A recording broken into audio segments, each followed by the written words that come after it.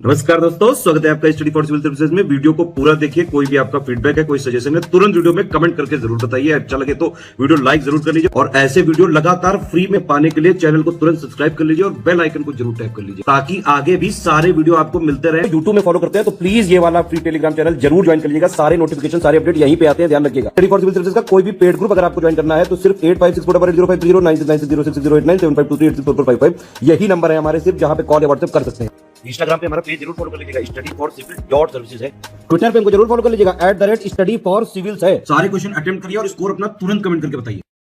Good morning friends, my name is Chandravardhan and I welcome you all to Study for Civil Services, one of the India's leading educational platforms।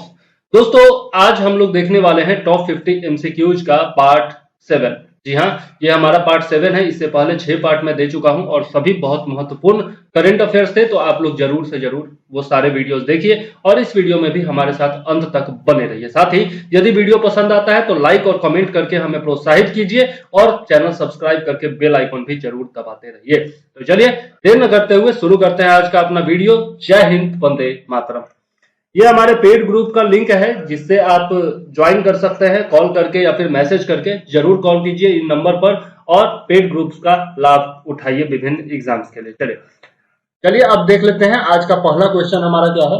निम्नलिखित उत्सवों एवं राज्यों के mail में से कौन सा सुमेलित नहीं है, ये पहचानना। नहीं पर ध्यान दीजिएगा, कौन सा सुमेलित नहीं है ये देखना है।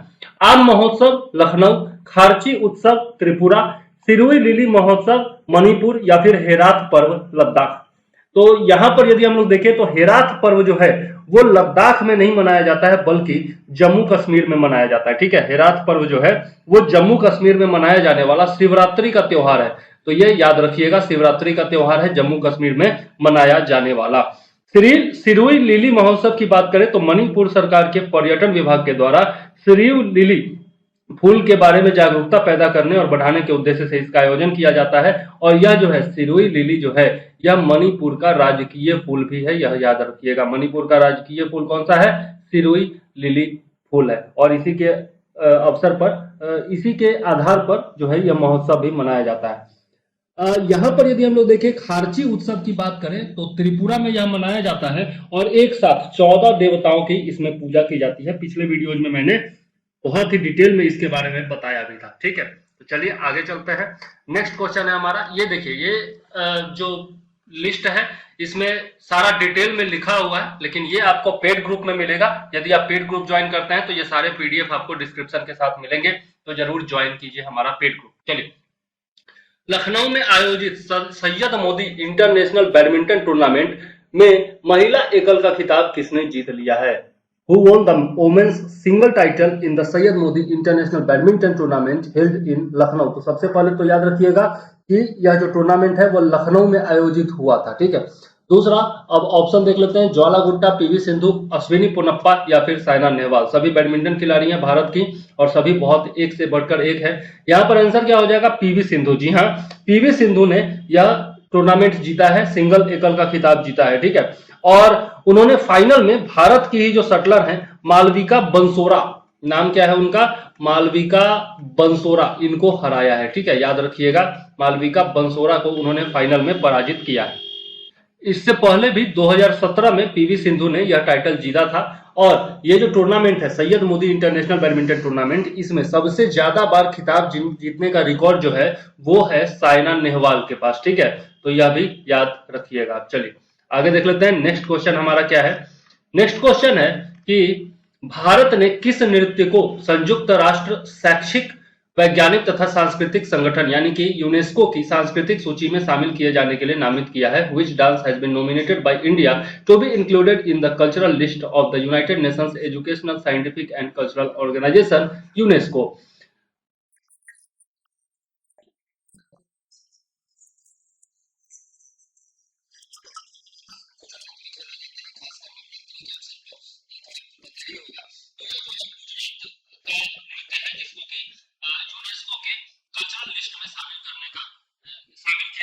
नामित किया गया है। ठीक है, और इसको जो है 2022 के लिए नामित किया गया है। इससे पहले जो है दुर्गा पूजा को नामित किया गया था, पिछले साल दुर्गा पूजा को इसी महीने 2021 में नामित किया गया था। ठीक है, याद रखिएगा।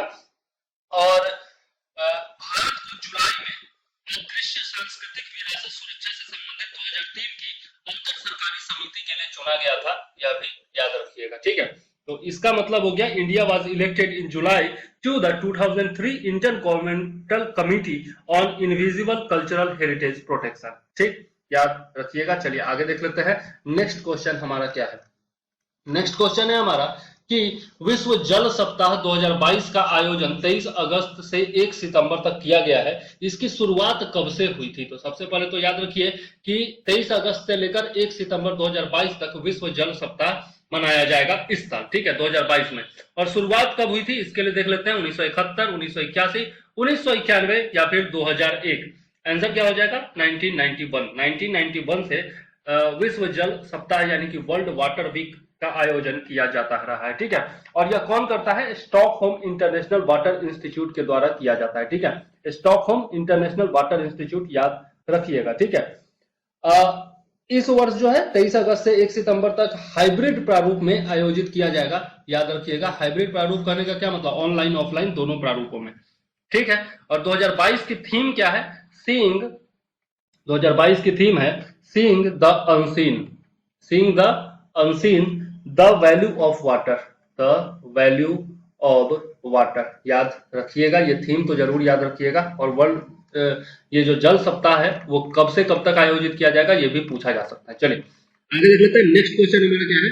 कहाँ के अंतरराष्ट्रीय हवाई अड्डे का नाम शहीद आजम भगत सिंह के नाम पर रखे जाने पर सहमति बनी है? Where has it been agreed to name the international airport after Shaheed Azam Bhagat Singh? Mohali, Gurgaon, Bathinda या फिर चंडीगढ़? तो यह जो है चंडीगढ़ हो जाएगा। पंजाब और हरियाणा के बीच काफी समय से यह विवाद चला आ रहा था, तो आखिरकार चंडीगढ़ को चंडीगढ़ हवाई अड्डे का नाम शहीद भगत सिंह के नाम पर रखने पर पंजाब और हरियाणा दोनों सहमत हो गए हैं। ठीक है, और इसका जो टर्मिनल पड़ता है वो पंजाब के मोहाली में पड़ता है। ठीक है, इसका टर्मिनल जो है वो पंजाब के मोहाली में पड़ता है, याद रखिएगा। भगत सिंह का जन्म कब हुआ था? 28 सितंबर इसी महीने आने वाला है 1907 को हुआ था। 28 सितंबर 1907 को इनका जन्म हुआ था। कहां पर? भारत के पंजाब प्रांत के लायलपुर में हुआ था, यह याद रखिएगा, जो कि अब जो है पाकिस्तान में बढ़ जाता है। ठीक है, दिल्ली के फिरोज शाह कोटला मैदान में भगत सिंह ने हिंदुस्तान सोशलिस्ट रिपब्लिकन एसोसिएशन की स्थापना की थी।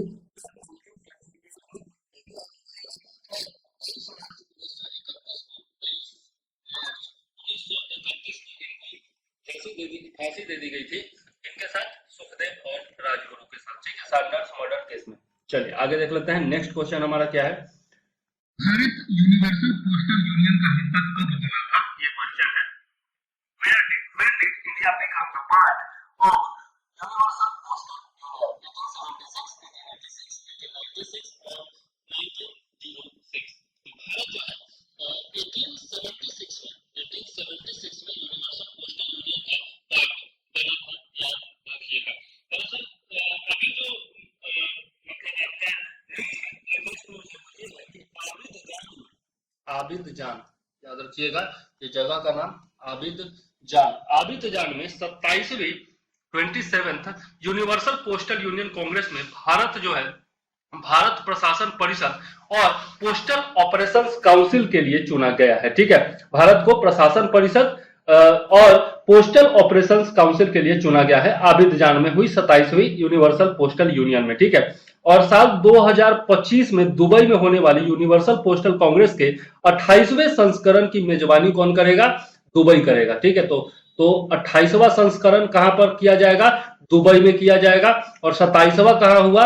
आबिद जान में हुआ, यह भी याद रखिएगा। ठीक है, ये जो आपका यूनिवर्सल पोस्टल यूनियन है यह दुनिया का दूसरा सबसे पुराना अंतरराष्ट्रीय संगठन है, यह भी याद रखिएगा। और इसका गठन कब किया गया था? 1874 में किया गया था, याद रखिएगा। और मुख्यालय कहां है? स्विट्जरलैंड के बर्न में इसका मुख्यालय यूनिवर्सल पोस्टल यूनियन का। ठीक, तो ये सब चीजें आप याद रखिएगा। चलिए आगे देख लेते हैं। नेक्स्ट क्वेश्चन हमारा क्या है? नेक्स्ट क्वेश्चन है, भारत ने खगोल विज्ञान और खगोल भौतिकी पर आयोजित 15वें अंतरराष्ट्रीय ओलंपियाड की पदक तालिका में कौन सा स्थान हासिल किया है? What is the rank of India in the medal tally on the 15th international olympiad on astronomy and astrophysics? First, second, third और फिफ्थ? आंसर क्या हो जाएगा? तीसरा। भारत ने तीसरा स्थान हासिल किया है इसमें। ठीक है, याद रखिएगा। छात्रों के 3 स्वर्ण और 2 रजत पदक जीते हैं। भारत के छात्रों ने 3 गोल्ड और 2 सिल्वर पदक, सिल्वर मेडल जीते हैं भारत ने, भारत की तरफ से। और भारत जो है वो सिंगापुर के साथ, तीसरे नंबर पर सिंगापुर भी था, तो भारत जो है वो सिंगापुर के साथ संयुक्त रूप से तीसरे स्थान पर रहा है। ठीक है, खगोल विज्ञान और खगोल भौतिकी पर 15वां अंतरराष्ट्रीय ओलंपियाड जो है वो कब से कब तक आयोजित हुआ? 14 से 21 अगस्त तक, 14 to 21 अगस्त तक आयोजित हुआ।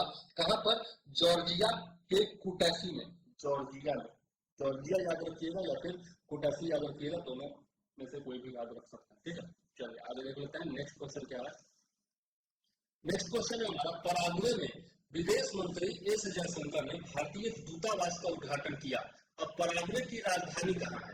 अशगाबाद, असोसिएट्स, बिश्केक या फिर नामपेन।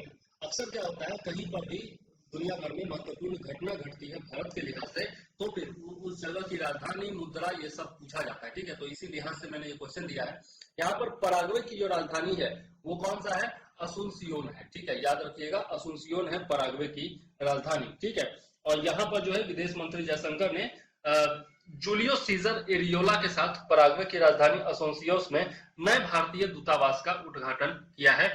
और विदेश मंत्री एस जयशंकर जो है वो फर्स्ट ऐसे विदेश मंत्री हैं भारत के जिन्होंने पराग्वे का दौरा किया है। ठीक है, 60 वर्ष पूरे हो चुके हैं, 60 वर्ष पूरे हुए हैं भारत और पराग्वे की दोस्ती के, राजनयिक संबंधों के, और इसी अवसर पर उन्होंने किया है दौरा। ठीक है, और पराग्वे में राष्ट्रपति महात्मा गांधी की प्रतिमा का भी अनावरण किया गया है। तो यह भी याद रखिएगा कि हाल ही में कहां पर विदेश मंत्री ने महात्मा गांधी के प्रतिमा का अनावरण किया? तो पराग्वे में। ठीक है, याद रखिएगा। चलिए आगे देख लेते हैं। नेक्स्ट क्वेश्चन क्या है? नेक्स्ट क्वेश्चन क्या है? Indonesian rifles private limited, Indonesian rifles private limited कहाँ स्थित है? जो 6.1 लाख AK-47 AK-203 47 नहीं, AK-203 असॉल्ट राइफलों का निर्माण करेगा। तो Indo Russian rifles private limited निर्माण करेगा, ये तो याद रखिएगा सबसे पहले। और ये कहाँ स्थित है? अमेठी, नोएडा, गौतम बुद्ध नगर या फिर बुंदेलखंड, सब जो है वो यूपी में ही है। आंसर क्या हो जाएगा? अमेठी। अमेठी में यह स्थित है, जो कि करेगा 6.1 लाख AK-203 असॉल्ट राइफलों का निर्माण करेगा। ठीक है, जिससे इंसास को बदला जाएगा। भारतीय सेना अभी इंसास का इस्तेमाल कर रही है, उसको बदला जाएगा। रूस ने हाल ही में AK-203 का बहुत सारा खेप भारत को दिया था फरवरी मार्च में, लेकिन अब जो है इसका निर्माण कहाँ किया जाएगा? अमेठी में ही किया जाएगा। रूस और भारत मिलकर के करेंगे, याद रखिएगा। उत्तर प्रदेश में 5,000 करोड़ रुपए से अधिक लागत से यह इन असॉल्ट राइफलों का निर्माण किया जाएगा। दिसंबर 2021 में भारत और रूस ने 5,124 करोड़ रुपए के समझौते पर हस्ताक्षर किए थे, और निर्माण प्रक्रिया जो है वो 3 वर्ष में 100% स्वदेशीकरण के स्तर पर पहुंचाने का लक्ष्य रखा गया है। अगले 3 वर्षों में, मतलब 2025 तक जो है पूरी तरह से यह स्वदेशी रूप से तैयार होने लगेगा AK-203।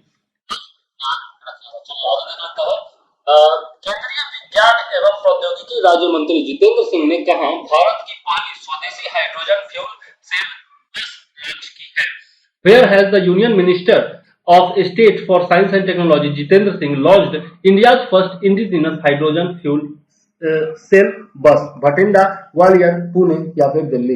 आंसर क्या हो जाएगा? आंसर हो जाएगा पुणे में। पुणे में उन्होंने जो है पहला स्वदेशी हाइड्रोजन फ्यूल सेल बस लॉन्च किया है। ठीक है, और यह जो टेक्नोलॉजी है इसमें फ्यूल सेल हाइड्रोजन तथा एक ऑक्सीकारक के प्रयोग से विद्युत रासायनिक प्रक्रिया, इलेक्ट्रोकेमिकल प्रोसेस के द्वारा विद्युत का निर्माण करता है। इलेक्ट्रोकेमिकल प्रोसेस इसमें अपनाया जाता है, याद रखिएगा।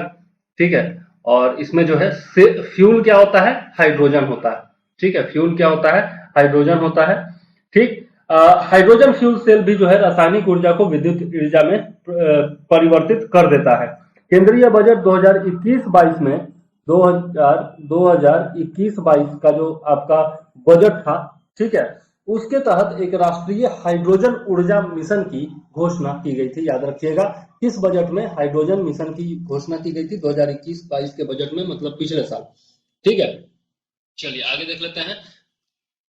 भारतीय विदेश मंत्रालय ने trilateral development corporation fund launch किया है। इसके जरिए निम्नलिखित में से किन देशों के साथ निवेश किया जाएगा? Indian Ministry of External Affairs has launched a trilateral development corporation fund through which it will invest in with which of the following countries? Japan, Germany, France या फिर उपरोक्त तीनों। तो इसमें आंसर क्या हो जाएगा? उपरोक्त तीनों, जापान, जर्मनी, फ्रांस और साथ में इसमें यूरोपियन यूनियन भी होगा, ईयू भी होगा, यूरोपियन यूनियन यानी कि यूरोपीय संघ भी होगा, याद रखिएगा। और इसके जरिए जो है सरकार की हिंद प्रशांत क्षेत्र में, मतलब जो आपका इंडो पैसिफिक रीजन है, इसमें काफी मात्रा में निवेश करने का प्लान है। ठीक, इंडो पैसिफिक रीजन के लिए निवेश करने के लिए यह फंड बनाया गया है। ठीक है, और इस फंड के द्वारा उन जगहों पर निवेश बढ़ाया जाएगा जहां भारतीय कंपनियां पहले से ही निवेश कर रही हैं। तो यह भी याद रखिएगा। चलिए आगे देख लेते हैं। नेक्स्ट क्वेश्चन क्या है? नेक्स्ट क्वेश्चन है हमारा कि भारत ने किस देश के साथ क्वांटम कंप्यूटिंग पर एक Indo finish virtual network centre स्थापित करने के लिए निर्णय की घोषणा की है? With which country India announced the decision to set up an Indo-Finnish virtual network center on quantum computing? Philippines, Indonesia, Seychelles या फिर फिनलैंड। यहाँ पर देख सकते हैं फिनिश लिखा हुआ है, इसका मतलब है कौन सा? फिनलैंड, है ना। थोड़ा सा आप ध्यान देते तो आसानी से इसको बना सकते थे। ठीक है, तो यहाँ पर क्या होगा? फिनलैंड के आर्थिक मामलों के मंत्री हैं कौन? Mika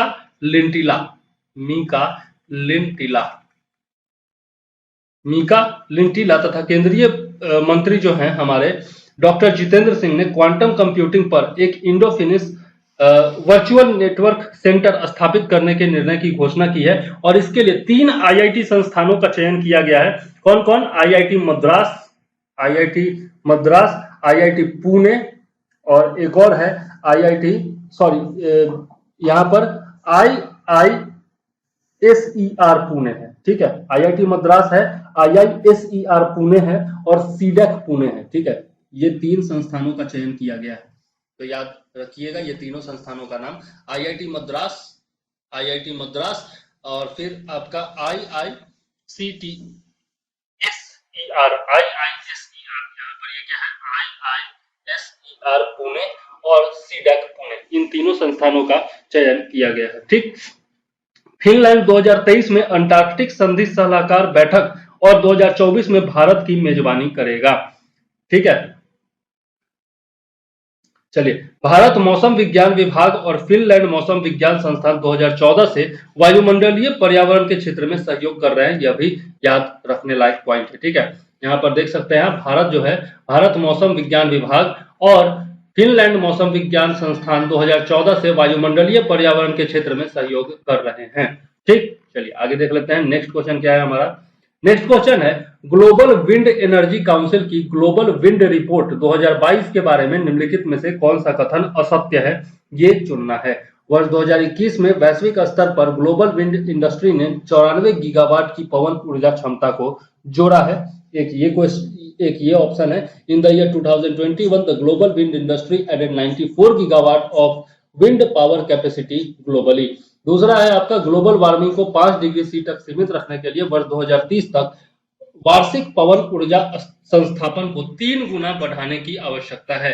to limit global warming to 5 degree centigrade, annual wind power installation need to be tripled by 2030। Next है at present wind energy accounts for 10.2% of renewable energy generation in India. और उसके बाद क्या है? By 2030 140 gigawatt of wind power capacity will be required. तो अब यहाँ पर जो है देखना पड़ेगा कि क्या है। तो इसमें जो है बाकी तीनों सही है। यहाँ पर यदि हम लोग देखें तो इसमें 3 गुना नहीं बल्कि 4 गुना बढ़ाने की आवश्यकता है। ठीक है, बाकी तीनों जो है स्टेटमेंट सही है। यहाँ पर बी जो स्टेटमेंट है वो गलत है। ग्लोबल वार्मिंग को 5 डिग्री सेंटीग्रेड तक सीमित रखने के लिए वर्ष 2030 तक वैश्विक पवन ऊर्जा संस्थापन को 4 गुना बढ़ाने की आवश्यकता है, 3 गुना नहीं। ठीक, तो यहाँ पर आंसर क्या हो जाएगा? बी हो जाएगा। बाकी सब तो आप लोग देख ही चुके हैं, सब कुछ सही है। ठीक है, और एक चीज याद रखिएगा, सरकार ने वर्ष 2022 तक 5 गीगावाट अपतटीय क्षमता तथा वर्ष 2030 तक 30 गीगावाट स्थापित क्षमता प्राप्त करने का लक्ष्य रखा है। The government has set a target of achieving 5 gigawatt offshore capacity by 2022 and 30 gigawatt installed capacity by 2030। और ये किस गवर्नमेंट की बात हो रही है? इंडियन गवर्नमेंट की बात हो रही है, भारत सरकार की बात हो रही है। चलिए आगे देख लेते हैं। नेक्स्ट क्वेश्चन हमारा क्या है? पीएम मोदी ने एशिया के सबसे बड़े निजी अस्पताल का उद्घाटन कहां किया है? Where did PM Modi inaugurate Asia's largest private hospital? Faridabad, Gurgaon, Ghaziabad या फिर नोएडा? तो ये जो है फरीदाबाद में इसका उद्घाटन किया गया है, ठीक है। और नाम क्या है इसका? अमृता अस्पताल नाम है। अमृता अस्पताल इसका नाम है, जो कि एशिया का सबसे बड़ा निजी अस्पताल होगा। और पहले चरण में इसमें जो है 550 बेड के साथ जो है इसको शुरू किया जाएगा। माता अमृतानंदमयी मिशन ट्रस्ट के द्वारा इसको चलाया जा रहा है। माता अमृतानंदमयी, ठीक है, याद रखिएगा, माता अमृतानंदमयी मिशन ट्रस्ट के द्वारा इसको संचालित किया जा रहा है। और अस्पताल का जो परिसर होगा वो 133 एकड़ के क्षेत्र में।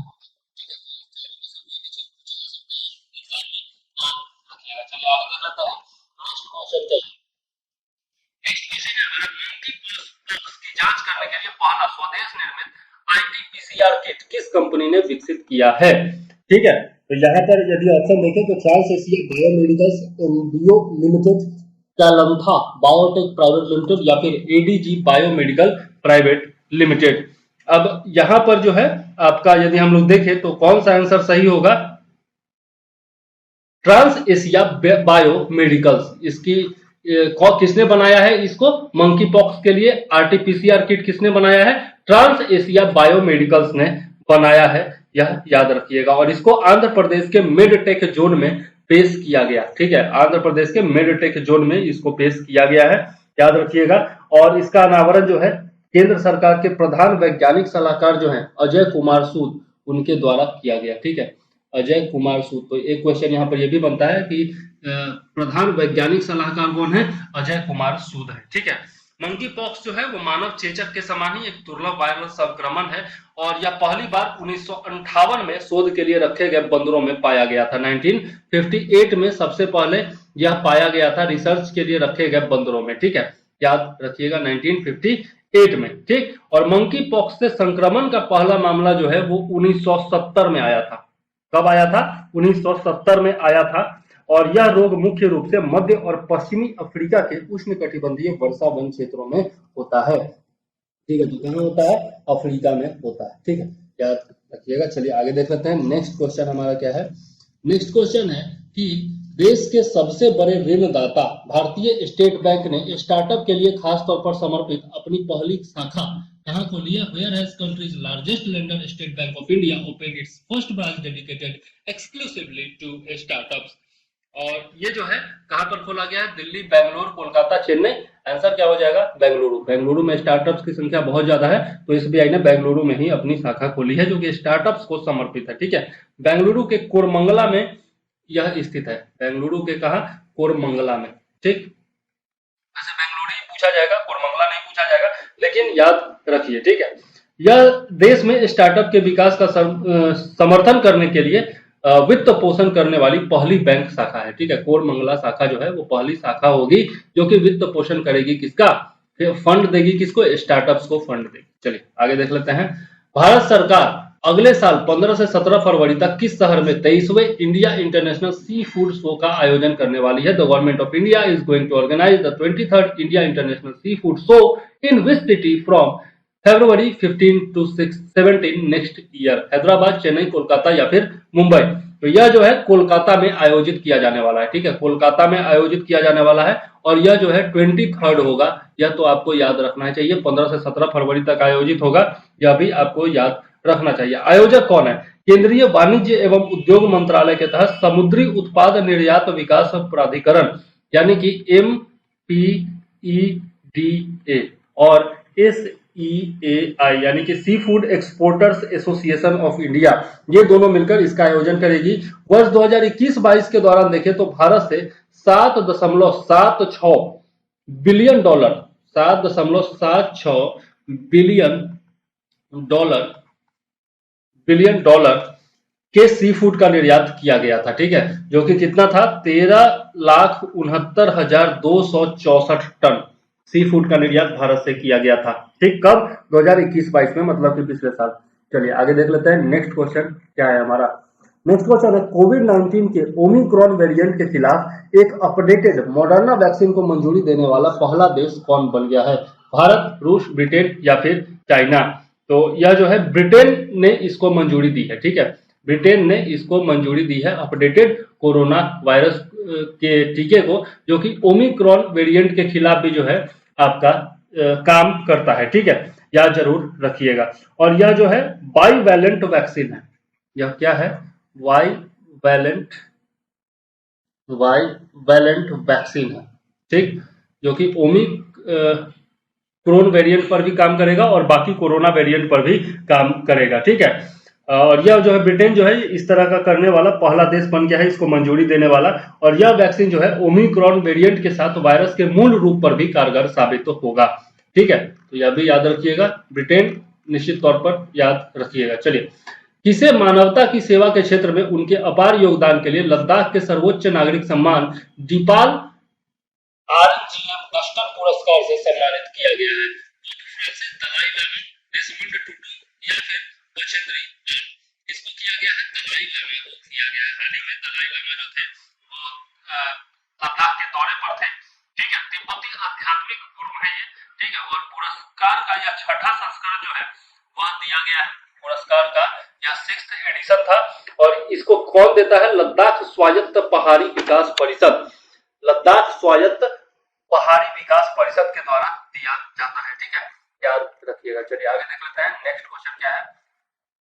किस टेनिस स्टार ने 9 अगस्त 2022 को टेनिस से संन्यास की घोषणा की है? Margaret Court, Steffi Graf, Helen Wills Moody या फिर सेरेना विलियम्स? ये सब तो पहले ही ले चुकी हैं। आंसर क्या हो जाएगा? सेरेना विलियम्स ने।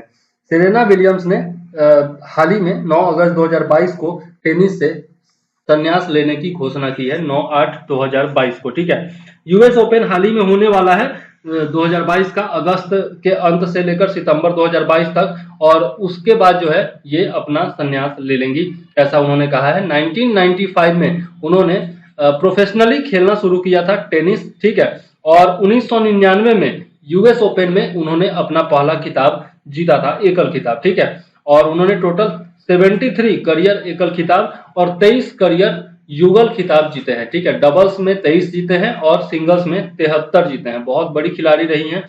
वह अपने टेनिस करियर के दौरान 94.5 मिलियन डॉलर के साथ 94.5 मिलियन डॉलर के साथ सबसे ज्यादा कमाई करने वाली महिला एथलीट भी हैं, सेरेना विलियम्स। याद रखिएगा। चलिए आगे देख लेते हैं। नेक्स्ट क्वेश्चन क्या है?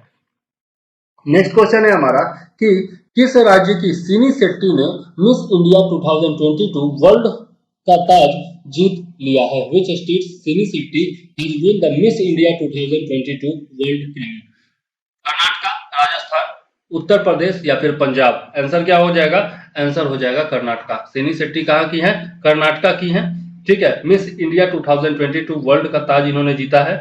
और फर्स्ट रनर अप जो रही हैं वो राजस्थान की रही हैं। नाम उनका क्या है? रूबल शेखावत। ठीक है, और यूपी की रही है सेकेंड रनर अप, और इनका नाम क्या है? सीनाता चौहान है। ठीक है, तो पहले स्थान पर कर्नाटक, दूसरे स्थान पर राजस्थान, तीसरे स्थान पर यूपी की। ठीक है, याद रखिएगा। चलिए आगे देख लेते हैं। नेक्स्ट क्वेश्चन क्या है? नेक्स्ट क्वेश्चन है हमारा QS based student cities ranking. QS best student cities ranking 2023 के अनुसार छात्र सुविधाओं, विश्वविद्यालयों के मानक के मामलों और दुनिया भर के छात्रों के लिए रहने के लिहाज से भारत के सर्वोच्च रैंक वाला शहर कौन सा है? According to the QS best student cities ranking 2023, which is the highest ranked city in India in terms of student amenities, university standards and accommodation for students from all over the world? Delhi, Kolkata, Chennai या फिर मुंबई? तो student के लिहाज से रहने के लिए सबसे बेहतरीन शहर कौन सा है, ये क्वेश्चन में पूछा जा रहा है। और इसका आंसर क्या हो जाएगा? दुनिया भर में यदि बात करें तो दुनिया भर में रहने के लिए जो सबसे बेस्ट शहर बना है वो लंदन बना है। ठीक है, और भारत के लिए बात करें तो भारत के लिए मुंबई है। ठीक, भारत के लिए मुंबई है, ये भी याद रखिएगा। और दूसरे स्थान पर जो है वो सियोल है। दूसरे स्थान पर कौन है पूरे दुनिया भर में? सियोल। सियोल और साथ में म्यूनिक। सियोल साथ में कौन है? म्यूनिक। ये दोनों जो है वो सेकंड स्थान पर है। ठीक है। और थर्ड स्थान पर कौन सा है? ज्यूरिख है।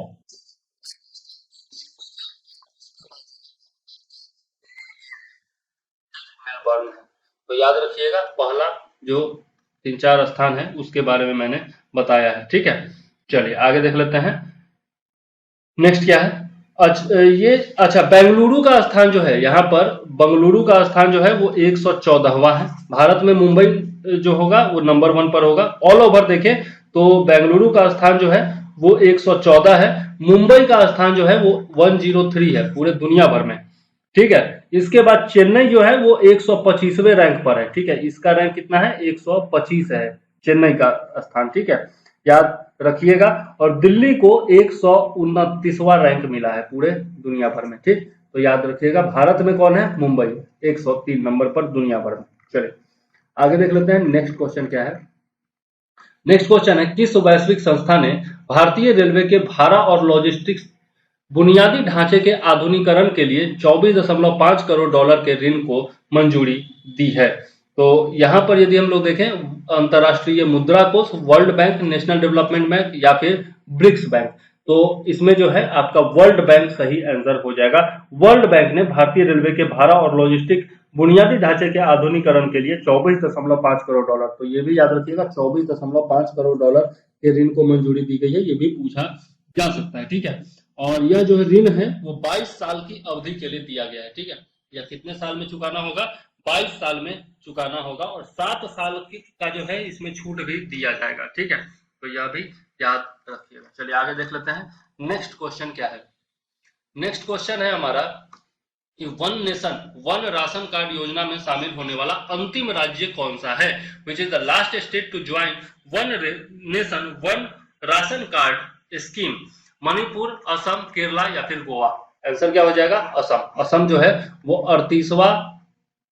28वां राज्य बना है जो कि इसमें जुड़ा है। ठीक है, असम जो है वो सबसे लास्ट राज्य बना है जो कि जून में इससे जाकर के जुड़ा है। ठीक है, जून 2022 में जुड़ा है और यह अंतिम स्टेट था। खाद्य सुरक्षा जो है अब पूरे देश में पोर्टेबल हो गई है। ON मतलब one nation one ration card योजना का अधिकतम लाभ उठाने के लिए सरकार ने मेरा राशन मोबाइल एप्लीकेशन भी शुरू किया है। ठीक है, क्या नाम है उसका? एप्लीकेशन का नाम क्या है? मेरा राशन। ये भी याद रखिएगा, एप्लीकेशन का नाम है मेरा राशन। और इसका जो है 2019 में ये one nation one ration card जो है इसका इम्प्लीमेंटेशन कब से शुरू हुआ है? 2019 में ही शुरू हुआ है। ठीक है, और इस योजना के अंतर्गत जो है one nation one ration card योजना के तहत जो है अब प्रवासी जो मजदूर वगैरह हैं वो राष्ट्रीय खाद्य सुरक्षा अधिनियम 2013 के जो भी लाभार्थी हैं वो देश में कहीं भी अपनी पसंद के किसी भी उचित मूल्य की दुकान से अपने हिस्से के खाद्यान्न कोटे से खरीद कर सकते हैं। ठीक है, मतलब अगर बिहार का कोई मजदूर है और वो दिल्ली में रह रहा है तो उसका जो राशन कार्ड बना हुआ है वो दिल्ली में भी उससे खरीद सकता है कोई भी राशन अपनी पसंद का। ठीक है, किसी भी दुकान से।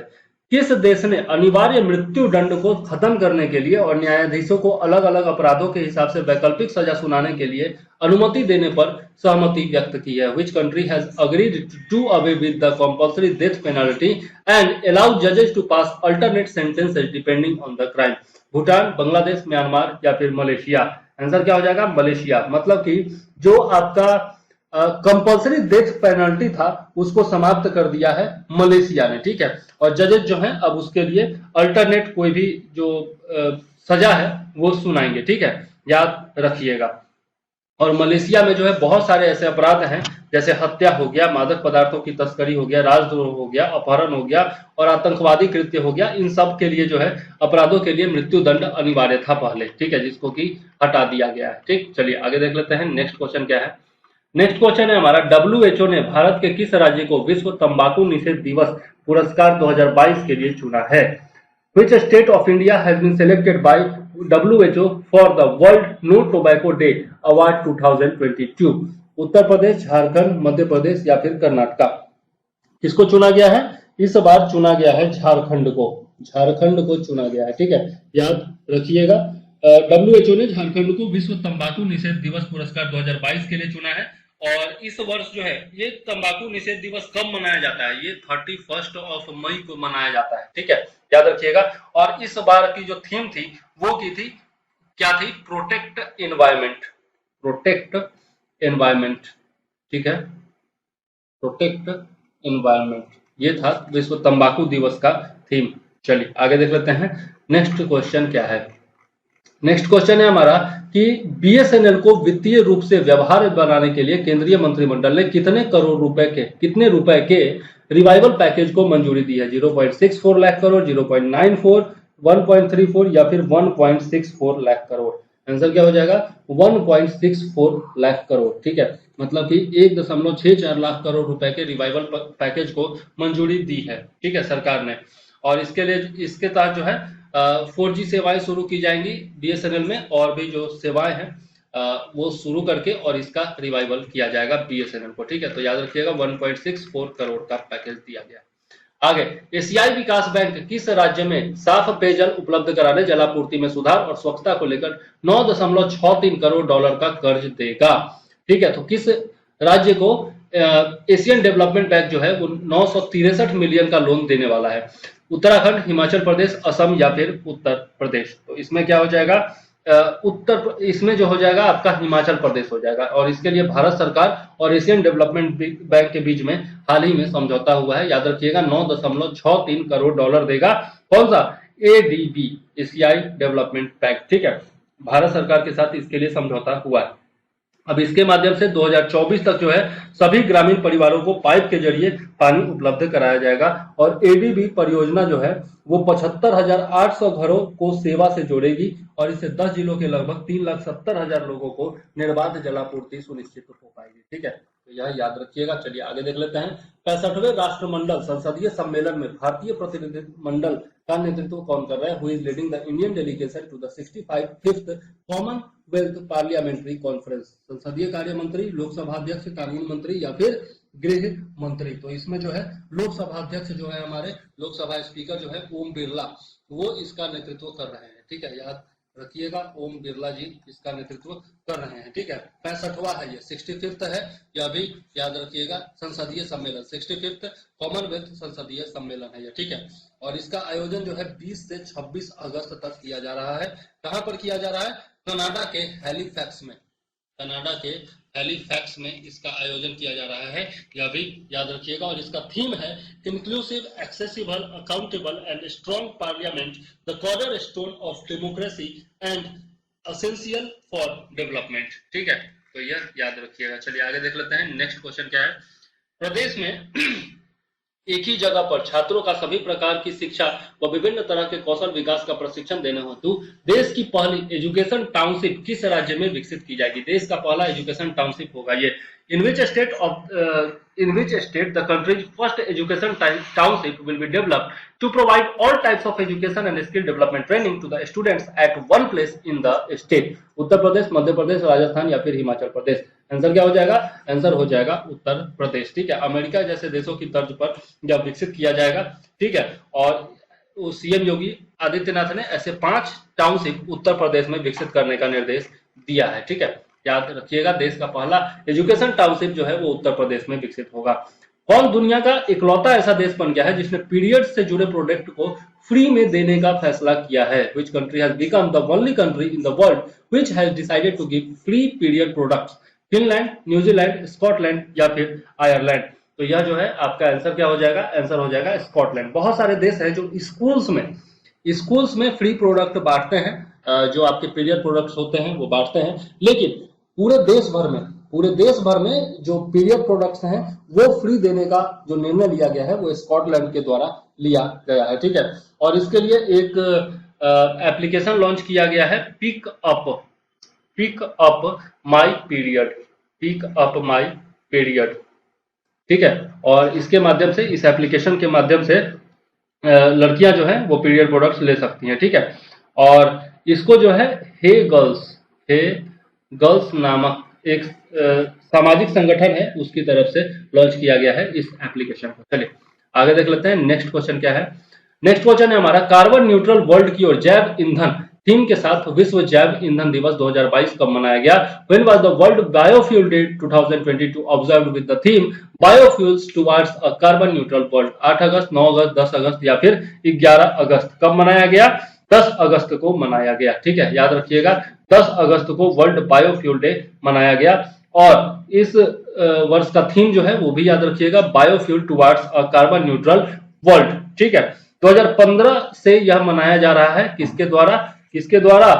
केंद्रीय पेट्रोलियम और प्राकृतिक गैस मंत्रालय के द्वारा यह मनाया जा रहा है 2015 से। ठीक है, वर्ल्ड बायोफ्यूल डे।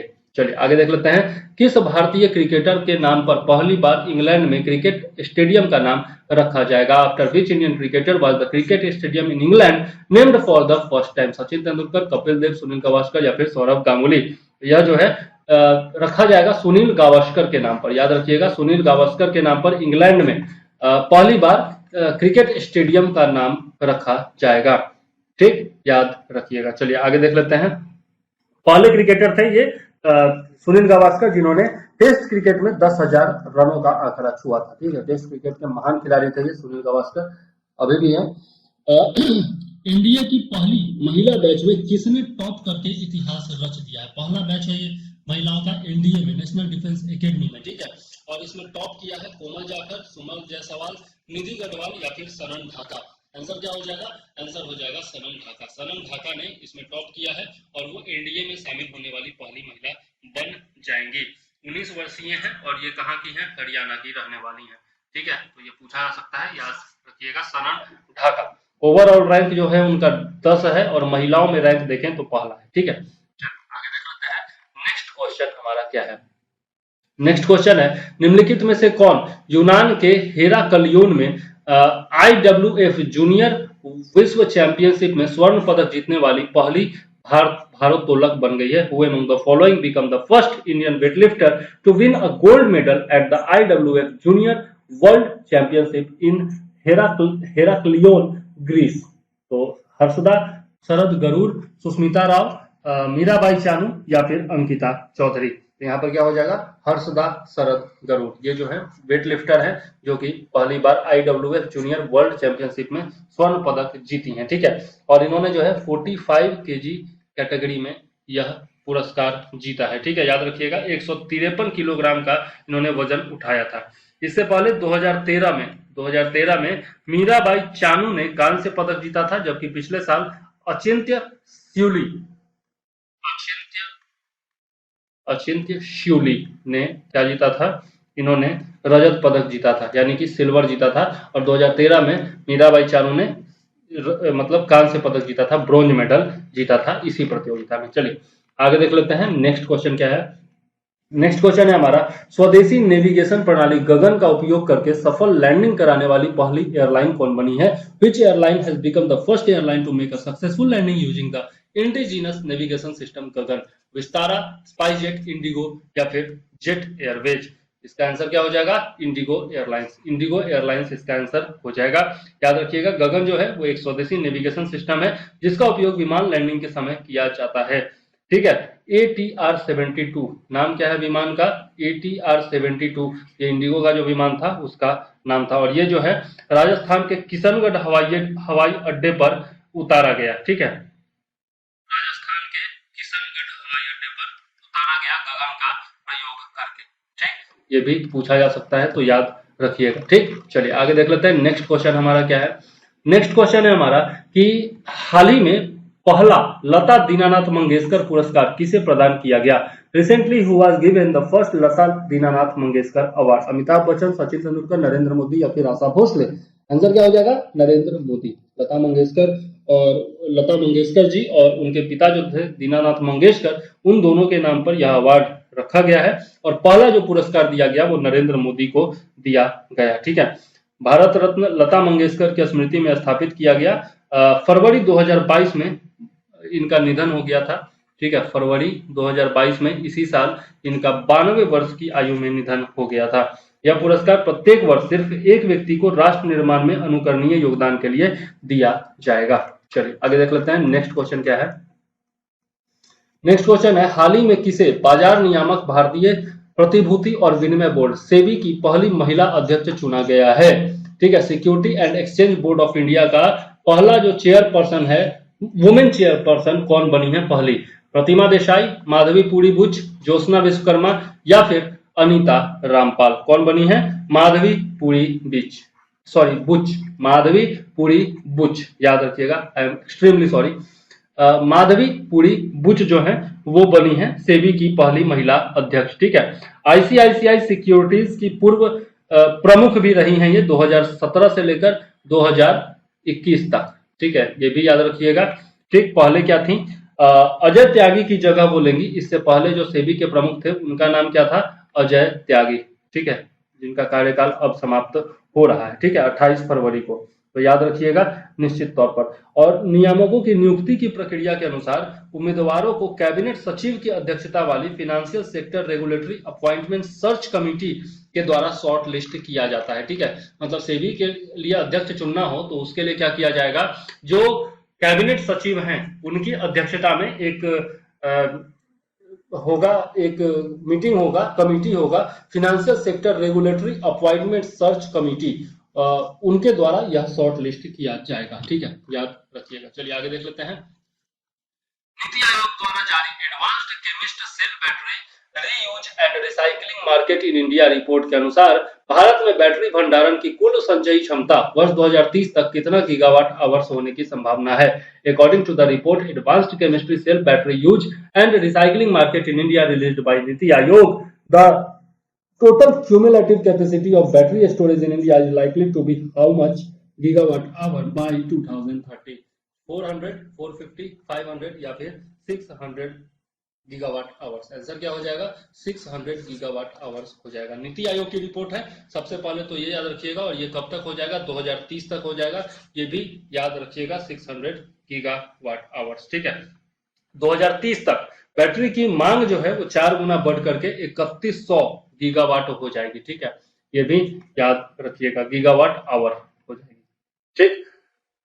और ये वार्षिक होगा 2030 तक। चलिए आगे देख लेते हैं, देखते हैं आगे नेक्स्ट क्वेश्चन क्या है। नेक्स्ट क्वेश्चन है हमारा कि सिंगापुर की तर्ज पर देश का पहला नाइट सफारी और जैव विविधता पार्क उत्तर प्रदेश में कहां बनाया जाएगा? तो सबसे पहला तो ये हो गया कि उत्तर प्रदेश में बनाया जाएगा। अब उत्तर प्रदेश में कहां बनाया जाएगा? प्रयागराज, मथुरा, लखनऊ या फिर रायबरेली? आंसर क्या हो जाएगा? आंसर हो जाएगा ये जो है आपका लखनऊ में बनाया जाएगा, ठीक है, याद रखिएगा, कहां बनाया जाएगा? राजधानी लखनऊ में बनाया जाएगा।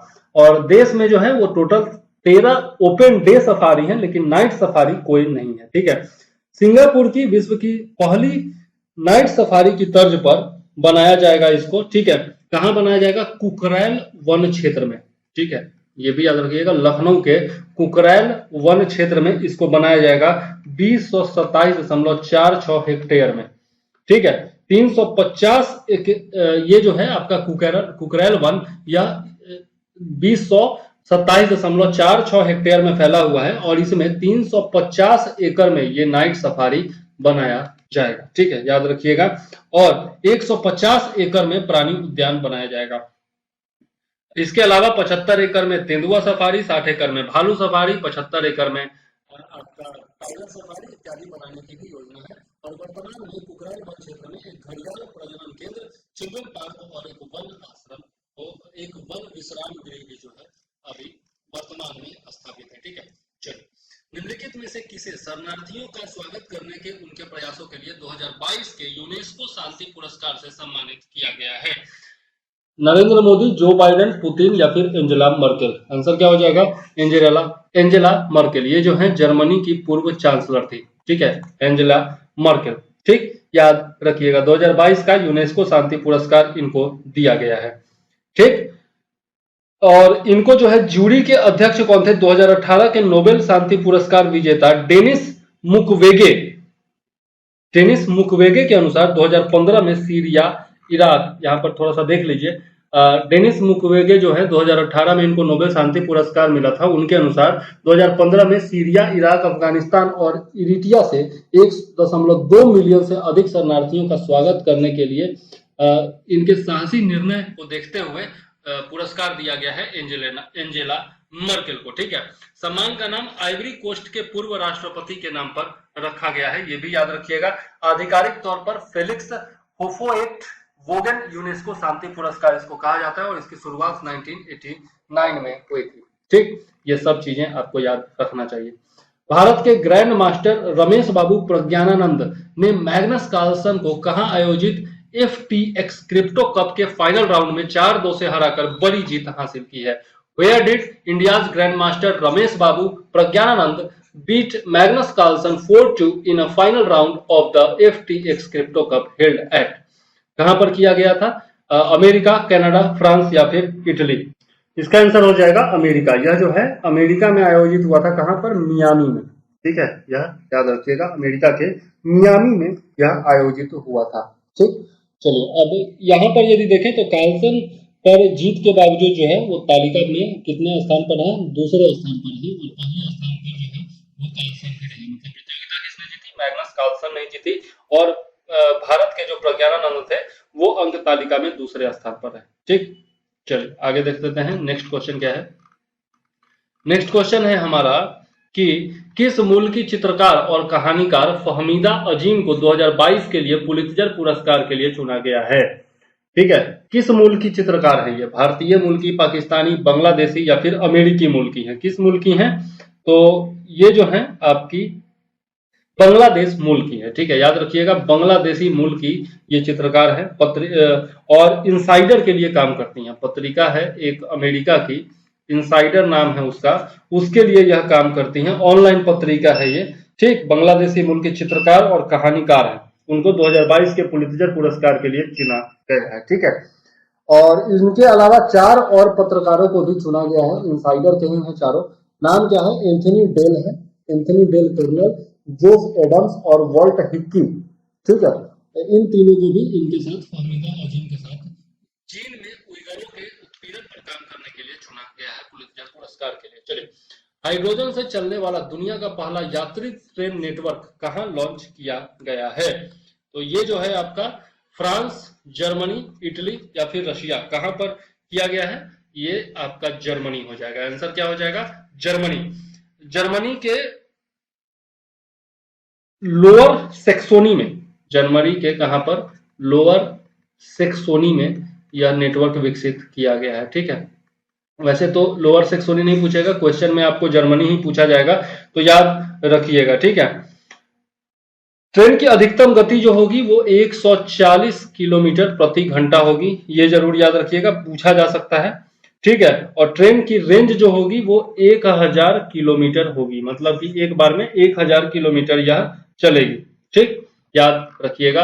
और थोड़ा सा और जर्मनी के बारे में दिया हुआ है कि जर्मनी का लक्ष्य जो है 1990 के स्तर की तुलना में 2030 तक ग्रीन हाउस उत्सर्जन को 65% तक कम करना है। ठीक है, तो यह हाइड्रोजन फ्यूल से चलने वाला यह जो ट्रेन नेटवर्क है यह बहुत मदद करेगा इसमें। नेक्स्ट है, स्टॉकहोम अंतरराष्ट्रीय जल संस्थान द्वारा विश्व जल सप्ताह 2022 का आयोजन 23 अगस्त से 1 सितंबर तक किया गया है। इसकी शुरुआत किस वर्ष की गई थी? 1981, 1991, 2001, 2011। आंसर क्या हो जाएगा? 1991। 1991 में इसकी शुरुआत की गई थी। चलिए आगे देख लेते हैं। इसके बारे में पहले भी बता चुका हूं, लगता है ये क्वेश्चन रिपीट हो गया है। ठीक है, चलिए आगे देख लेते हैं। पारंपरिक ज्ञान डिजिटल लाइब्रेरी TKDL की स्थापना कब की गई थी, जिसे पेटेंट कार्यालयों के अलावा उपयोगकर्ताओं के लिए भी खोलने की मंजूरी दे दी गई है?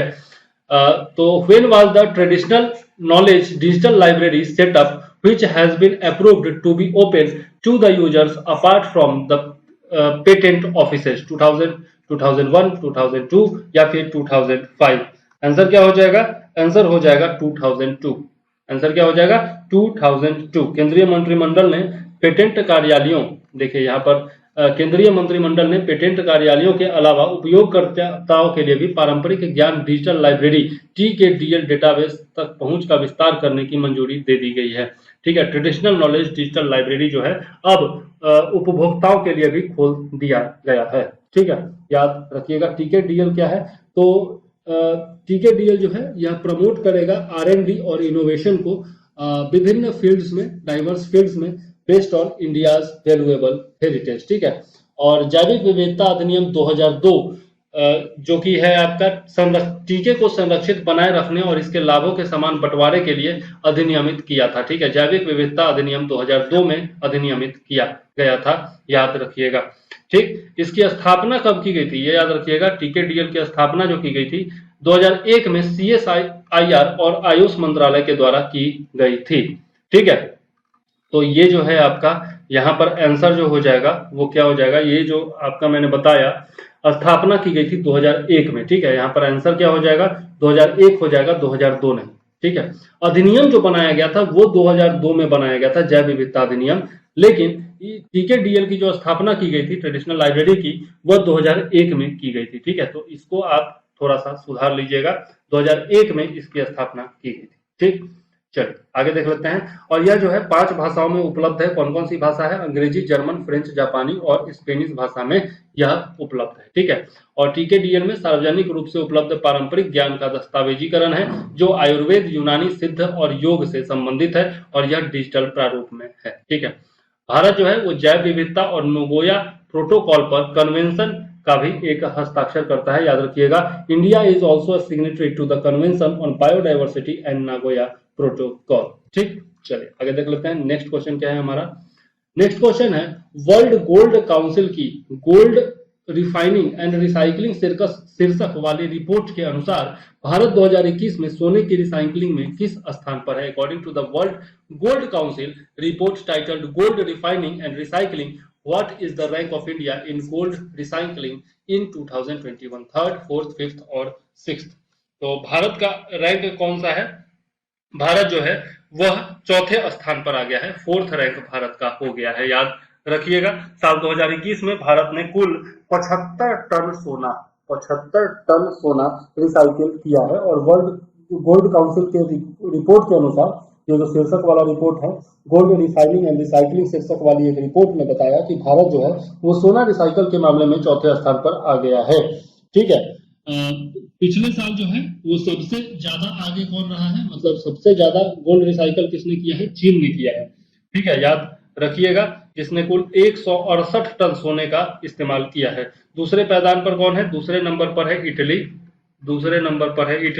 और तीसरे नंबर पर है अमेरिका, और भारत जो है वो चौथे नंबर पर है। ठीक है, तो याद रखिएगा। चलिए आगे देख लेते हैं। नेक्स्ट क्वेश्चन क्या है हमारा, नेक्स्ट क्वेश्चन है श्रीलंका पेदुजाना पेरामुना पार्टी के किस नेता ने देश के 15वें प्रधानमंत्री के तौर पर पदभार ग्रहण कर लिया है। Which leader of the Sri Lanka SLPP party has taken over as the country's 15th prime minister. Dinesh Gunawardena, Gotabaya Rajapaksa, Maithri Vikram Singhe या फिर रानिल विक्रम सिंघे। तो यहाँ पर क्या हो जाएगा, दिनेश गुणवर्धने। आंसर क्या हो जाएगा, दिनेश गुणवर्धने। श्रीलंका जयवर्धने के भाई लगते हैं, दिनेश, सॉरी मतलब मजाक कर रहा हूँ, दिनेश गुणवर्धने इनका नाम है। ठीक है, और SLPP पार्टी के ये नेता हैं, और पूर्व प्रधानमंत्री जो थे रानिल विक्रम सिंघे का यह स्थान लेंगे। रानिल विक्रम सिंघे जो है वो पूर्व प्रधानमंत्री थे, जो कि अब कौन बन गए हैं, प्रेसिडेंट बन गए। ठीक है, अब इन्होंने अपने आप को प्रेसिडेंट बना लिया है, और दिनेश गुणवर्धने जो है वो 15वें प्रधानमंत्री बन गए हैं। ठीक है, चलिए आगे देख लेते हैं। नेक्स्ट क्वेश्चन क्या है, नेक्स्ट क्वेश्चन है यहाँ पर, नेक्स्ट क्वेश्चन है हमारा कि फसलों के न्यूनतम समर्थन मूल्य MSP की अधिक असरदार एवं पारदर्शी व्यवस्था के निर्माण के लिए गठित समिति का नेतृत्व कौन करेंगे। Who will lead the committee constituted to make more effective and transparent system of minimum support price of crops? Yogendra Yadav, Bharat Bhushan Tyagi, Krishnaveer Chaudhary या फिर संजय अग्रवाल। तो इसका नेतृत्व कौन करेंगे, इसका नेतृत्व संजय अग्रवाल करेंगे, जो कि समिति के चेयरमैन होंगे, याद रखिएगा। ठीक है, सरकार ने 3 कृषि कानूनों को 8 महीने पहले वापस ले लिया था, आपको याद होगा पिछले साल इसको वापस ले लिया गया था। ठीक है, और इसके लिए असरदार एवं पारदर्शी MSP की व्यवस्था तैयार हो, इसके लिए एक समिति के गठन करने की बात की गई थी। तो अब समिति गठित कर दी गई है, इसमें 26 सदस्य हैं, और उसके नेतृत्व कौन करेंगे, संजय अग्रवाल जी करेंगे। ठीक है, इस 26 सदस्यीय समिति में किसान संगठनों के प्रतिनिधि शामिल हैं, कृषि वैज्ञानिक शामिल हैं, कृषि अर्थशास्त्री शामिल हैं, और इसके अलावा केंद्र एवं राज्य सरकारों के अधिकारी भी शामिल हैं इसमें। ठीक है, तो ये सब याद रखिएगा। चलिए आगे देख लेते हैं। रक्षा अनुसंधान और विकास विभाग का सचिव तथा रक्षा अनुसंधान एवं विकास संगठन का नया अध्यक्ष किसे चुना गया है? Who has been appointed as the Secretary of Department of Defense Research and Development and new Chairman of Defense Research and Development Organization DRDO। सीधी सी बात है, DRDO के अध्यक्ष कौन चुने गए हैं? आलोक मित्तल, अविनाश कुमार अग्रवाल, डॉक्टर समीर वी कामत या फिर अशोक पांडे। आंसर क्या हो जाएगा? डॉक्टर समीर वी कामत को चुना गया है DRDO का अध्यक्ष और साथ में रक्षा अनुसंधान और विकास विभाग का सचिव भी। ठीक है, इनको चुना गया है, डॉक्टर समीर वी कामत को निश्चित तौर पर याद रखिएगा। इससे पहले ये DRDO के नेवल सिस्टम्स एंड मटेरियल प्रभाग के महानिदेशक के पद पर थे। ठीक है, और ये जो है जी सतीश रेड्डी का स्थान लेंगे, जी सतीश रेड्डी का स्थान लेंगे, जो कि वर्तमान DRDO चीफ है। ठीक है, इनके जगह पर डॉक्टर समीर वी कामत इनका स्थान लेंगे। ठीक है, और इनको जो है डॉक्टर समीर वी कामत को राजनाथ सिंह का वैज्ञानिक सलाहकार भी नियुक्त किया गया है। ठीक है, अब इसके साथ हमारा टॉप 50 करंट अफेयर्स का ये वीडियो समाप्त होता है। ये 7th पार्ट था, इससे पहले भी 6 पार्ट दे चुका हूं। आप लोग वो वीडियो जरूर देखिए, लाइक करते रहिए, कमेंट करते रहिए और सपोर्ट करते रहिए हमको, और बताते जरूर रहिए कि कैसा लग रहा है आपको ये वीडियो। ठीक है, अब चलिए इस वीडियो के साथ नेक्स्ट वीडियो में हम लोग मिलेंगे, और फिलहाल मैं चंद्रवर्धन लेता हूं आपसे इजाजत। जय हिंद, वंदे मातरम।